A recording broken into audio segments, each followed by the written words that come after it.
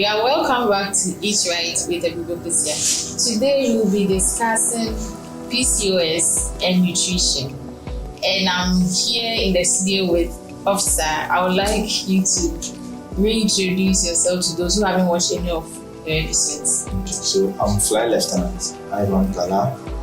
I'm the principal dietitian at 37 Nutrition Hospital. Okay, Officer, what is PCOS?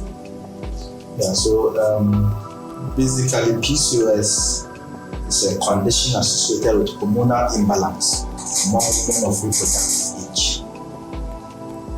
Basically, that's what PCOS is.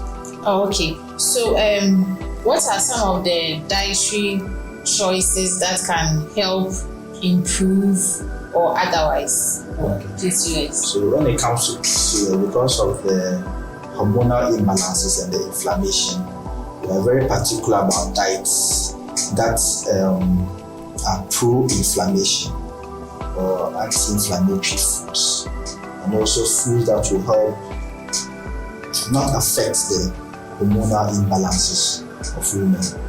So when it comes to the inflammation, usually we talk about fatty foods like salmon, nuts, so nuts and seeds, almond nuts, cashew nuts, sesame seeds, sunflower seeds, chia seeds. All these are anti-inflammatory and have a very positive impact when it comes to PCOS among women. Also, we advise that you stay away from sugar or sugar-sweetened beverages because of the effect it has on inflammation. Also, taking in, avoiding refined foods, polycystic, the unrefined rice, the unrefined corn and maize, and then avoiding white bread. So when I say white bread, I mean sugar bread, butter bread, tea bread. So most of these unrefined cereals are things that we need to avoid when we want to try to manage PCOS. Okay, does insulin resistance affect PCOS? And if so, how can nutrition help? Yeah, so there's a link or relationship between insulin resistance and then PCOS.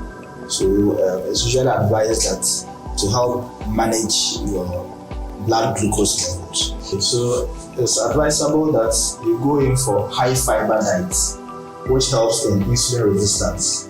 So high fiber diet, usually we are concerned with foods that are vegetables, fruits, cereals, unrefined cereals.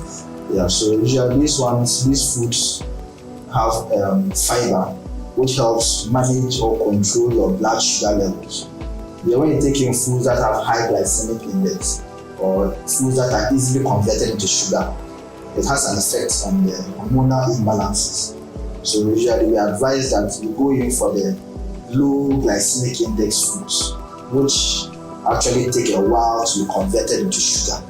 So usually when this is done, it helps manage the PCOS symptoms among women of reproductive age. Awesome.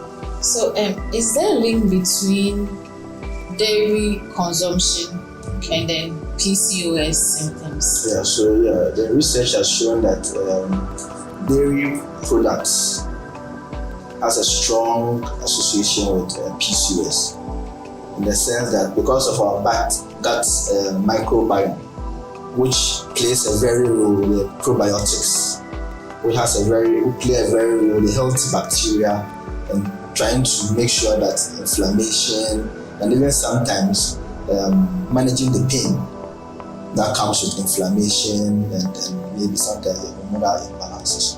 So the dairy products helps to actually maintain a very healthy gut microbiome when it comes to PCOS. So it means it has to be taken more? Yeah, so you have to actually make sure that you are taking it in your diet, especially adding milk, the low fat milk to your porridges, your diet for the day, or sometimes even taking in Greek yogurt.